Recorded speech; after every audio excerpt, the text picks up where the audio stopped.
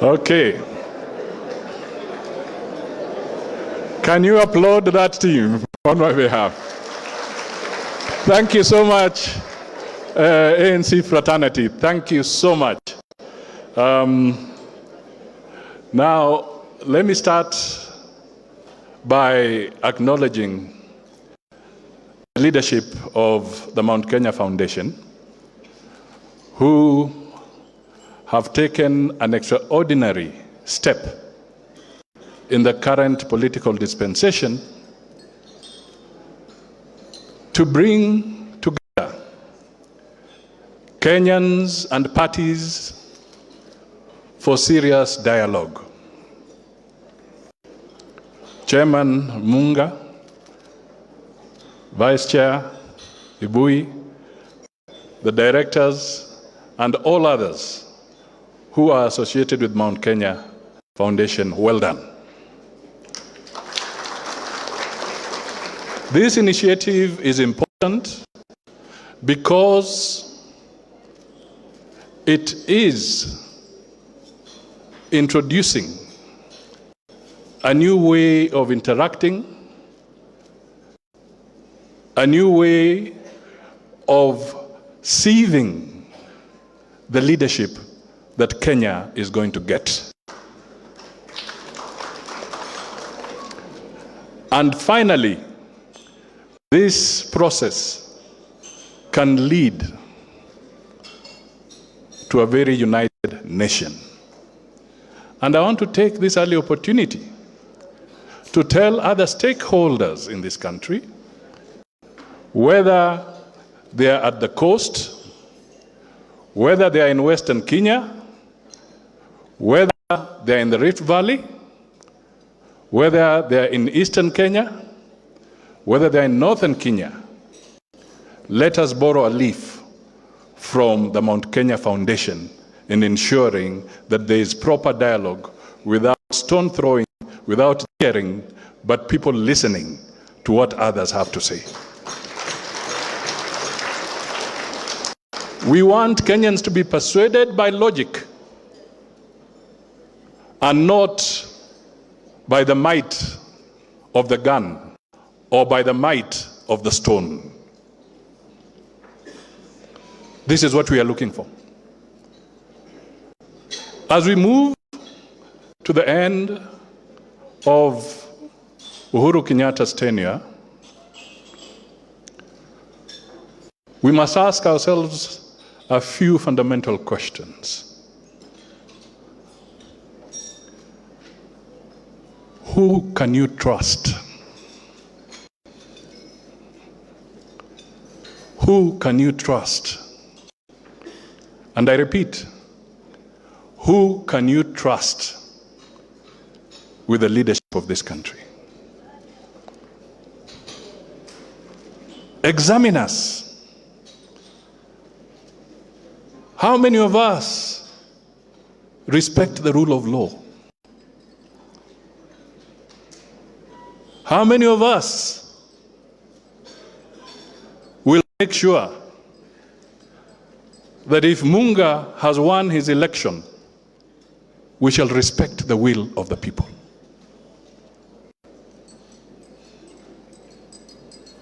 We must ask ourselves, who can you trust that given a position of authority, that individual, he or she, will not in any way misuse the office to visit hell and trouble on other Kenyans because they believe there's a grudge to settle?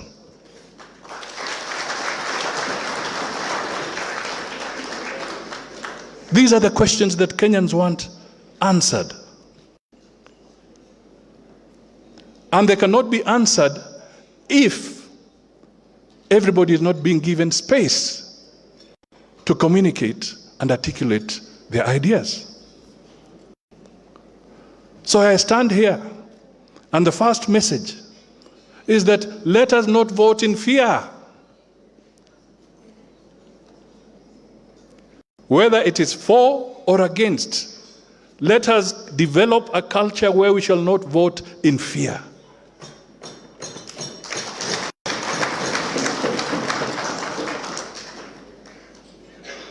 If we respect constitutionalism, if we respect the rule of law, then nobody has anything to fear. And I want to guarantee to you that the leadership you are seeing in this room does not elicit fear on anybody. And we are not here to sell fear. We must ask ourselves, what are the real challenges facing us? What are the real challenges facing us? My colleagues have spoken to some of them.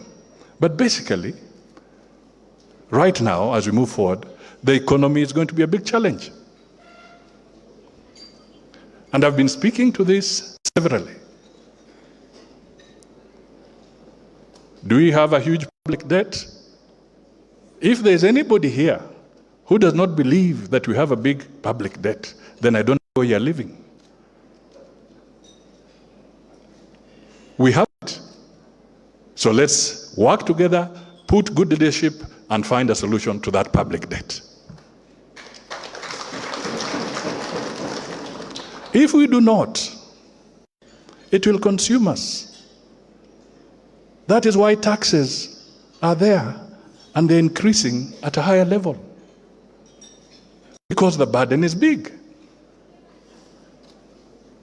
Munga might now have to shed off some of his staff.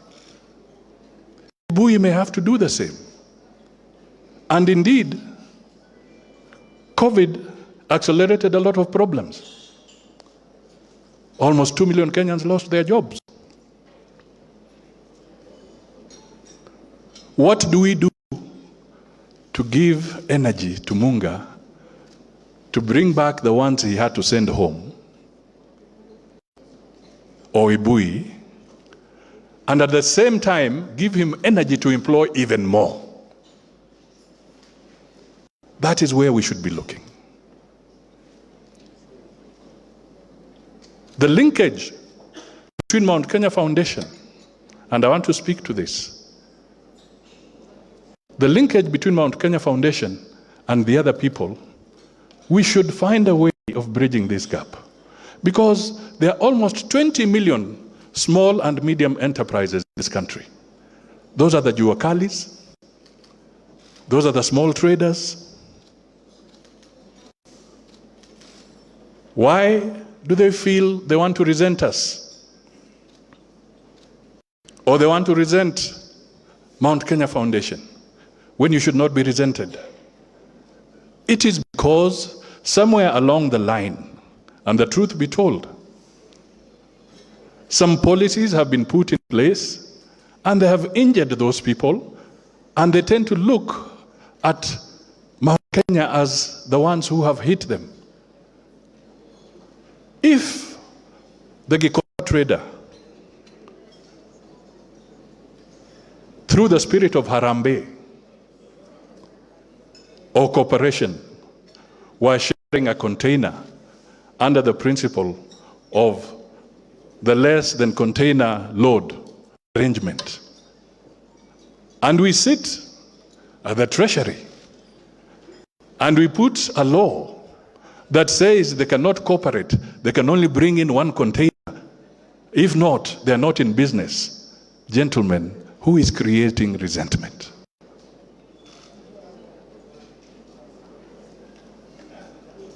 Why are we setting up some of our people against other hard-working Kenyans? We should not allow this to happen. And that is what One Kenya stands for.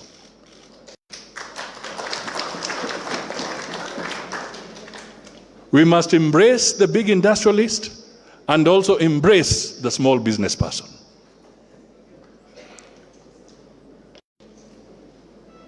We must work together so that the pride of Mount Kenya can come back.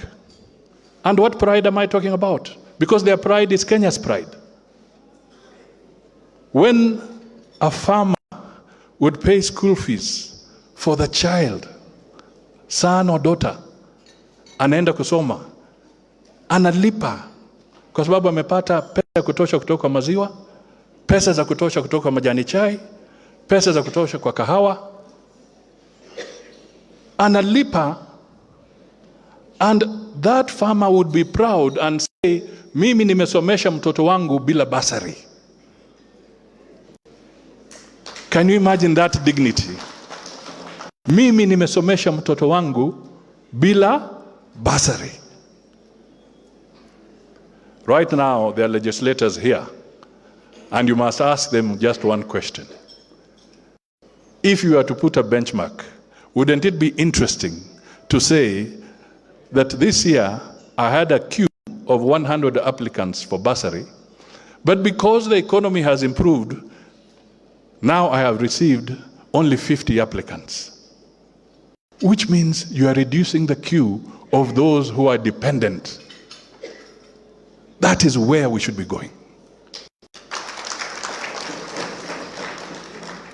What can we do collectively? Borrowing from Equity Bank and others. What can we do to make sure that businessman in Kikomba, in Nyeri, in Meru, can have access to credit at a low interest rate so that they can feed themselves? This is the connection that seems to be missing between us and the ground today. This is why somebody is finding fertile ground to give a false impression that they have instant coffee solutions for those Kenyans who are suffering. The reality is, he does not have instant coffee solutions. They're not there. So we have to work. Kibaki said, we want a working nation. And he also said, obey the law. Whenever he was supposed to make a speech, and I remember that one, it was basically a one-liner speech when people were not obeying the law. Kibaki just sent a message and said, obey the law. And it was a headline. Full stop. I want to do something a little bit extraordinary here. Forgive me for this. But I want to request Gibson Githumbi, if you could just come here. He's a member of the Mount Kenya Foundation. There's a very special reason why I'm requesting him to come here. Because I want us to debunk the message that the Mount Kenya Foundation is a billionaires club. I want people to understand that people have worked to get where they are. This gentleman here was my prefect in Nairobi School.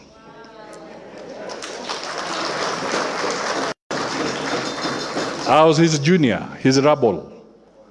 Others call him Mono, depending on which school you are in. But why have I brought him here?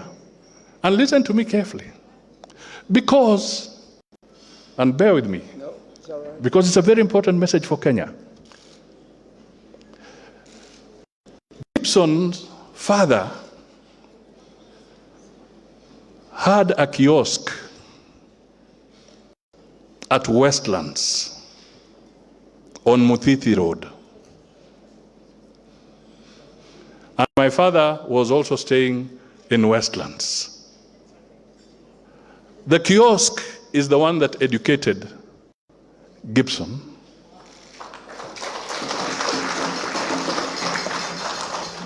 In Nairobi School, and for as long as I can remember, from that kiosk, Gibson was never sent away because his father had failed to pay school fees. Right now, Gibson is a big contractor in this country. Ongata. This is him. From kiosk to where he is. We can work hard, we can cooperate, we can turn the tables in this country, and everybody will prosper. Thank you. What we want to achieve is not a hustling nation. We want to achieve a thriving nation.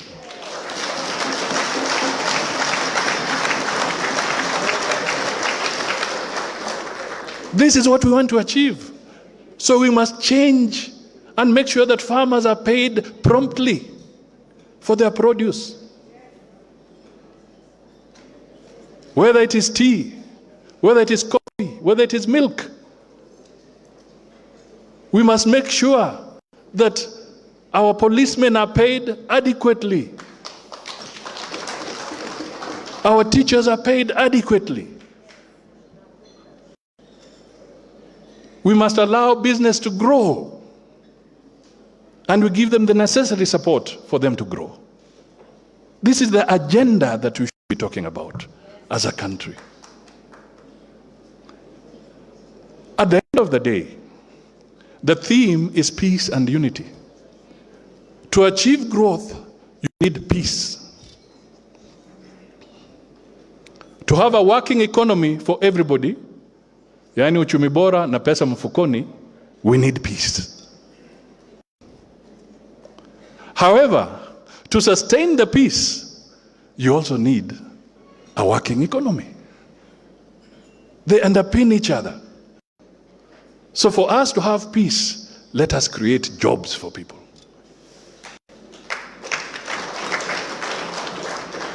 For us to have peace, let the boda get the right return from his work. This is what we are going to do. Let everybody get what is rightfully theirs. I had Mugo, who we were in Laikipia with Twitter. He made a point. We want peace. I was in Baruch, in Nakuru, in a village on the hill. Actually, it's an IDP camp. Only 2 weeks ago, after the conflict, 13 years later, not everybody has gone back to their shamba. I came across ladies who are asking me, we don't know who even picks our tea in Baruch. And there are similar cases of this nature. We must have a clear agenda to make sure that we can restore hope in the lives of these people.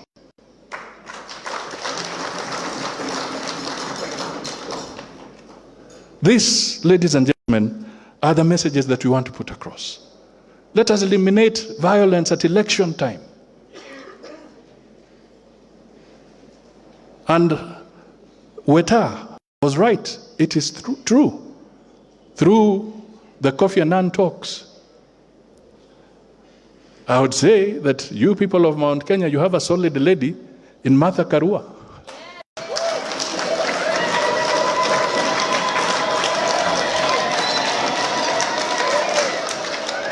Because as I was team leader on the other side, she was team leader on the other, and you guys, she's a tough negotiator.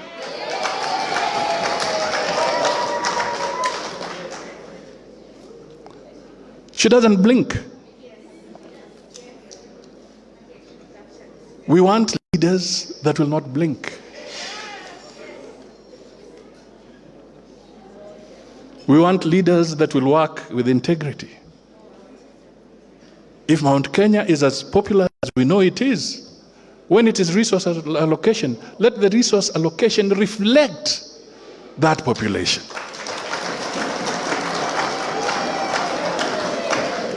Let it reflect it.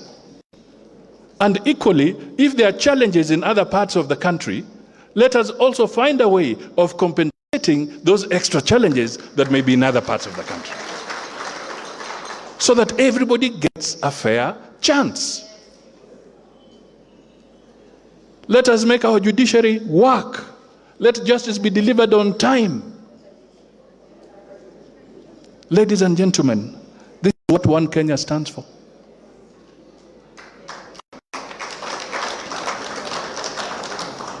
This is what we stand for.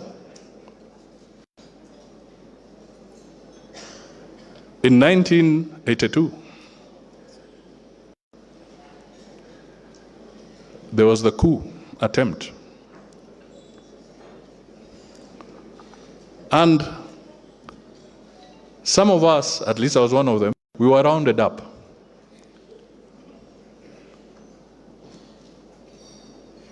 In a very strange way. A white Land Rover drove to Mululu at my mother's home. And in that Land Rover, there were about 5 well-fed men, hefty ones, who came in and they told my mother, we want your son. He's actually a very good boy. This was at the university. And we'll bring him back. These guys took me away, and my mother never saw me for another 2 weeks. But I'm revisiting this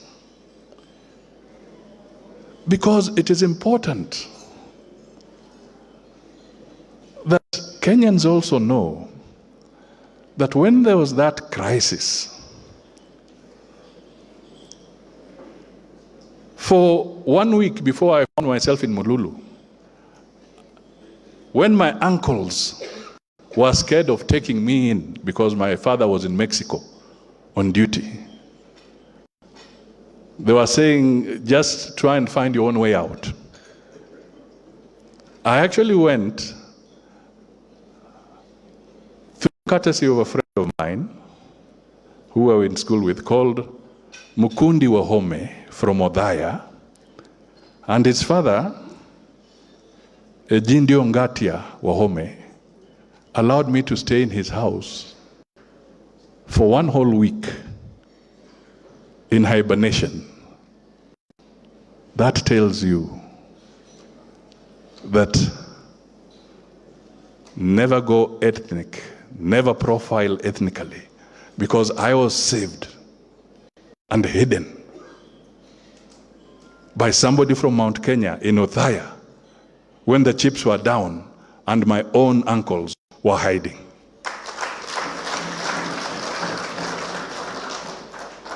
The message here is that we are one people. Let us hold hands and pull each other together. Let us change Kenya together. You cannot second guess Uhuru on matters of infrastructure in this country. You can't. He has done an extraordinary job.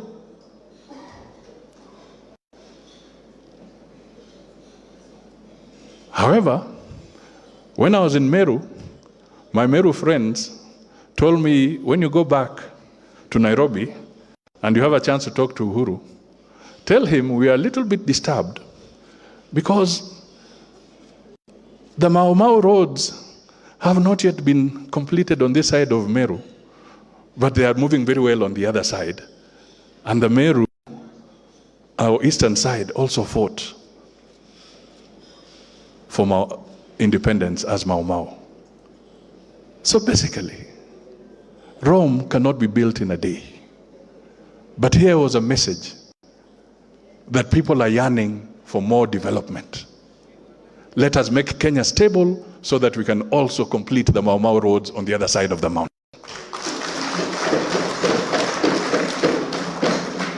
And also roads in other parts of the country. The lady said, water is life. In fact, if I recollect, I think it was a message written by Jomo Kenyatta somewhere, that water is life. Let us also remind Kenyans that his or her vote is also life. We have reached a stage where the vote is also life. Siasa mbaya? Gideon, I know you have the rights to that one. Siasa mbaya, maisha mbaya. So let us move. My final message to the young people. I'll request, with your indulgence, that just 2 young people come here. One is called Kamau Gikuru, and the other is Mungare.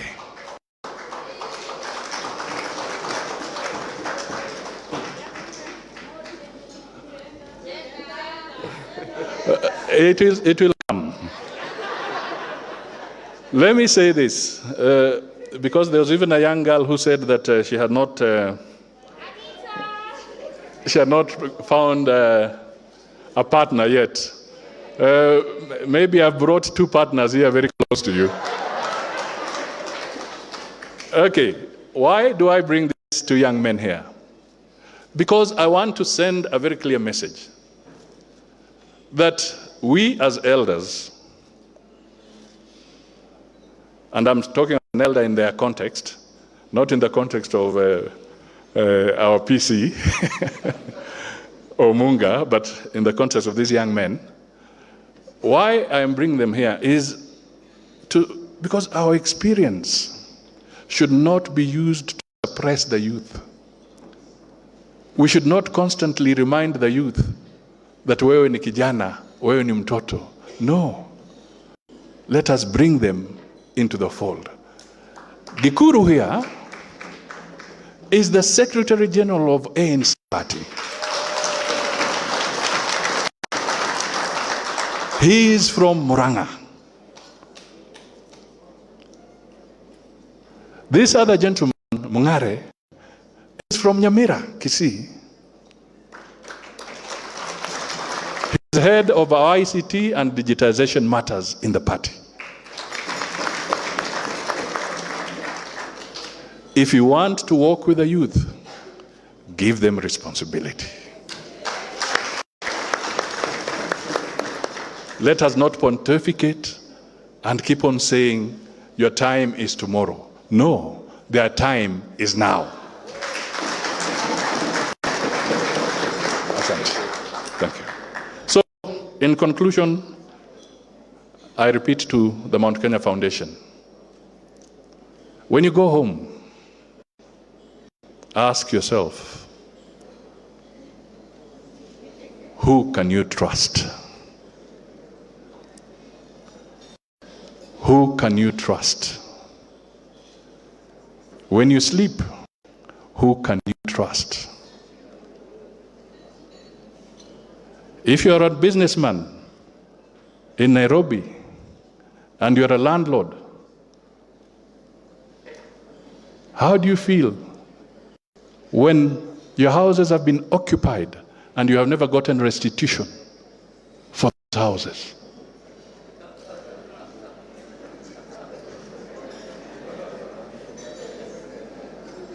These are the questions. Who can you trust? Who can you trust? Who can you trust? Who can you trust? God bless Mount Kenya Foundation, and let us work together.